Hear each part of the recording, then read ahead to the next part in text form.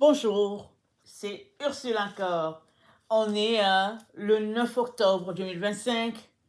Bienvenue à Vie et Miséricorde. Amen. Alors, marcher dans la vérité. Est-ce que c'est possible dans notre temps? Amen. Est-ce que c'est possible? Mais le Seigneur nous dit de marcher dans la vérité. Alors, comment est-ce qu'on pourra faire ça? Parce que le monde est plein, n'est-ce pas, de tromperies, de mensonges. Mais comment faire? Amen. Notre texte se trouve dans 1 Jean 2. Amen. 1 Jean 2, c'est pas les évangiles de Jean, mais c'est dans les épîtres. Donc 1 Jean, c'est après Actes et Apôtres. Et puis, donc voilà, je donne des indications pour ceux qui ne connaissent pas tellement leur Bible. Amen. Donc, 1 Jean 2, n'est-ce pas? Voilà ce que nous dit la parole. C'est l'apôtre Jean qui écrit à une sœur, n'est-ce pas, qui avait une église dans sa maison. L'ancien à la dame élue et à ses enfants, que j'aime dans la lumière de la vérité, non pas moi seulement, mais encore tous ceux qui possèdent la connaissance de la vérité, en vertu de la vérité qui demeure en nous et sera avec nous à jamais. Avec nous seront grâce, miséricorde, paix qui nous viennent de Dieu le Père et de Jésus-Christ, le Fils du Père, dans la vérité et dans l'amour. J'ai éprouvé une très grande joie à trouver de tes enfants qui marchent dans la voie de la vérité, selon le commandement que nous avons reçu du Père. Et maintenant, dame, je te le demande, je ne t'écris pas là un commandement nouveau, mais celui que nous avons depuis le commencement, aimons-nous les uns les autres. Et voici ce qu'est l'amour. Que nous marchions dans la voie de ses commandements. Tel est le commandement que nous avons entendu depuis le commencement pour que vous marchiez dans cette voie. Amen. Alors Jean écrit à l'élu, Kyria, amen. Alors, dans notre version, c'est dit Kyria. Ici, c'est dit la dame. Alors, Jean écrit. Il lui dit, je me réjouis du fait que tu marches dans l'amour, certains de tes enfants aussi. Je me réjouis.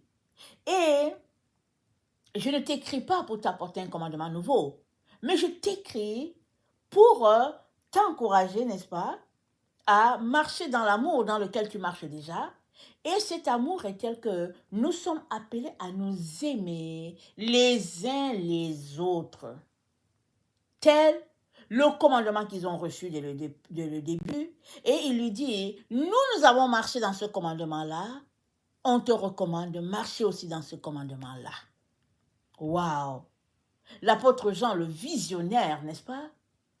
Et il a été appelé l'apôtre de l'amour parce qu'il était rempli d'amour, rempli de compassion, n'est-ce pas?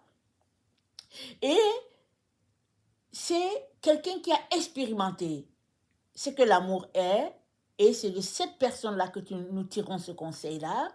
Il dit à Kyria, à la dame, il lui dit, eux, ils ont marché dans cet amour-là, et il lui recommande, n'est-ce pas, de marcher aussi dans cet amour, et il lui dit, voici ce qu'est l'amour.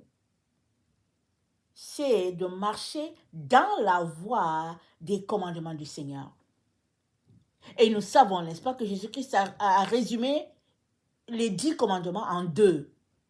Tu aimeras l'Éternel ton Dieu de tout ton cœur, de toute ton âme, de toute ta pensée, de toute ta force. Ça, c'est le premier commandement, n'est-ce pas?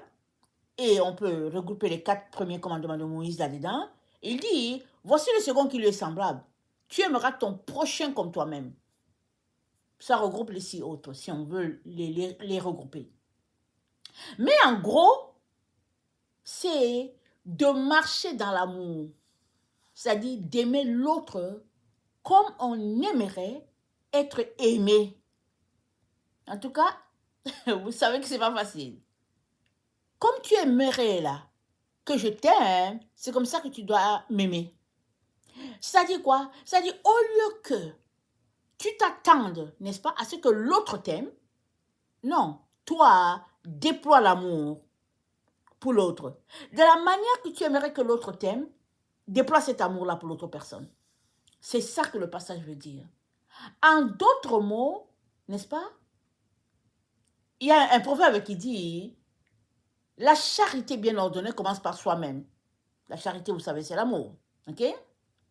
Alors, dans notre monde, ils disent que l'amour bien ordonné, ça commence par soi-même. Mais si nous regardons les propos de Jésus, Jésus est en train de dire, l'amour, si on doit résumer ce proverbe de notre temps, amen, selon Jésus, l'amour bien ordonné commencerait par l'autre. Amen, ça commencerait par l'autre. C'est-à-dire, tu es appelé à aimer l'autre. Et il y a un passage dans les Écritures qui dit, chacun, au lieu de considérer seulement ses intérêts, qu'il considère aussi les intérêts de l'autre. Et très souvent, quand tu considères les intérêts de l'autre, tu vas trouver la voie de Dieu. Parce que si tu considères juste tes intérêts, tu vas directement marcher sur la voie de l'égoïsme. Tu vas te centrer sur l'égoïsme et c'est tout. Mais si tu considères l'intérêt de l'autre, ton schéma de pensée va changer. Et tu vas penser à l'autre. Tu vas mettre l'autre dans ton équation, si bien que tu vas trouver la solution. Amen. Alors, Jean ne nous écrit pas pour un commandement nouveau. Non. Il dit, de la manière que eux ils ont marché là, c'est comme ça qu'il aimerait que nous aussi on marche dans notre temps. Ils ont marché dans l'amour quand? Au 1er siècle, s'il vous plaît. Nous sommes au 21e siècle. Et Jean nous dit, oui, vous êtes au 21e siècle, mais vous devez marcher dans l'amour pareil. L'amour ne change pas dans le temps, ça ne change pas selon les générations, ça ne change pas selon la race, ça ne change pas selon le sexe. Non, rien ne change dans l'amour. L'amour, c'est l'amour. Alors, tel qu'ils ont aimé au 1er siècle, n'est-ce pas? Nous sommes aussi appelés à aimer comme ça au 21e siècle, de telle sorte que, n'est-ce pas, nous soyons un avec le Père, le Fils, et puis tous les autres qui nous ont précédés. Voilà ce que le Seigneur dit dans 1 Jean 1, n'est-ce pas? Je vais lire ce que ça dit. C'est toujours l'apôtre Jean qui écrit. Il dit, 1 Jean 1, ce qui était dès le commencement, ce que nous avons entendu, ce que nous avons vu de nos yeux, ce que nous avons contemplé, et ce que nos mains ont touché du verbe de vie. Car la vie s'est manifestée, et nous avons vu, et nous rendons témoignage, et nous vous annonçons la vie éternelle, qui était tournée vers le Père, et s'est manifestée à nous. Ce que nous avons vu, et ce que nous avons entendu, nous vous l'annonçons à vous aussi, afin que vous aussi, vous soyez en communion avec nous. Et notre communion est communion avec le Père, communion avec le Fils Jésus-Christ. Et nous vous écrivons cela pour que votre joie soit complète. Voilà. On est appelé au 21e siècle à être en communion, n'est-ce pas, les uns avec les autres, ici à notre siècle, en communion avec Jésus-Christ, en communion avec le Père et en communion avec tous ces apôtres-là qui sont déjà partis. Voilà comment notre amour sera testé. Est-ce que les gens du 1er siècle vont se reconnaître au 21e siècle, n'est-ce pas, en nous? C'est ça que Jean est en train de nous dire. Ça veut dire quoi? Ça veut dire que on doit, n'est-ce pas, rester connecté au Saint-Esprit si nous voulons que ça se réalise. Parce que nous sommes dans les derniers temps et c'est dit que dans les derniers temps, les gens seront égoïstes, amis de l'argent, ils vont détester les choses de Dieu. C'est ça qui est dit. Et c'est ça que nous voyons qui se passe. Mais toi et moi, cela ne doit rien changer à notre comportement. On doit nous aimer, on doit s'aimer, chaleureusement, n'est-ce pas? Et puis dans la vérité. Dans notre temps, quand l'autre te dit qu'il t'aime, il te donne des bisous, il te dit bisous, mouah, mouah, je t'aime. que Dieu pourvoie tes besoins. Et on est parti. Mais Dieu va pourvoir aux besoins de l'autre comment? Si tu sais qu'il est dans les besoins, comment Dieu va pourvoir ses besoins? Il va pourvoir aux besoins de l'autre à travers toi. Amen. C'est à travers toi que Dieu va pourvoir aux besoins de l'autre. Mais si toi, tu n'as pour l'autre que des bisous et que tu ne veux pas aider, alors tu n'es pas en train de marcher dans l'amour. Amen. Mais ce n'est pas trop tard. Tu peux crier à Dieu et Dieu va te pardonner d'abord. Ça, c'est très important. Deuxième élément, il va t'aider à marcher dans l'amour. Amen. Et on marche dans l'amour comment? Excusez-moi de rire. On marche dans l'amour comment? Je ris parce que voilà, je pense à certaines choses qui se passent dans notre temps.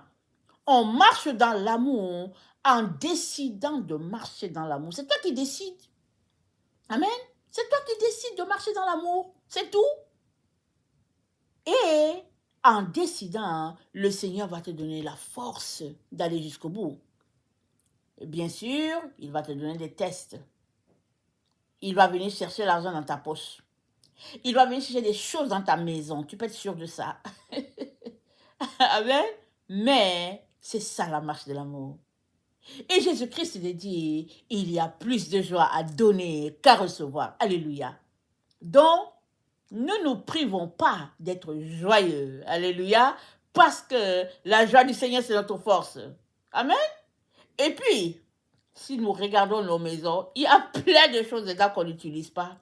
On ne sait même pas à quoi ça sert. Mais pourquoi est-ce que c'est là? C'est parce qu'on doit les donner. Amen. On doit prendre ça et donner, c'est tout. Et c'est ça que Dieu aimerait pour chacun d'entre nous. Que les choses de ce monde ne nous privent pas, n'est-ce pas, de nous aimer chaleureusement. Et Jésus-Christ a dit quoi? En cela, tous connaîtront que vous êtes mes disciples si vous avez de l'amour les uns pour les autres. Amen. Alors, cultivons l'amour. Amen. Et puis, soyons les disciples de Jésus-Christ. Et puis, conquérons le monde, n'est-ce pas, avec notre amour. Que ce soit contagieux. Alléluia. Que le Seigneur, n'est-ce pas, bénisse sa parole.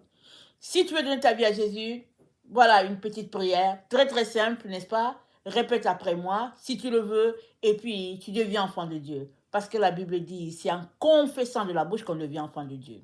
Amen. Alors, Père éternel, merci de me donner l'occasion, aujourd'hui, de t'accepter comme mon Seigneur et mon Maître. Merci de m'avoir pardonné mes erreurs, mes fautes, et merci de ce que tu me donnes de repartir à zéro. Et merci pour le Saint-Esprit qui est là pour m'enseigner dans toute la vérité. Amen. Alléluia. Amen. Alors, si tu as fait cette prière, tu n'as pas besoin d'autre chose pour devenir enfant de Dieu. Tu l'es. Maintenant, prends le temps, lis la parole, parle au Père, chante des cantiques, loue l'Éternel. Amen. Et sa présence va t'envahir et puis tu vas grandir chaque jour. Amen. Que le Seigneur bénisse sa parole. Amen et alléluia. Soyons tous bénis. Amen.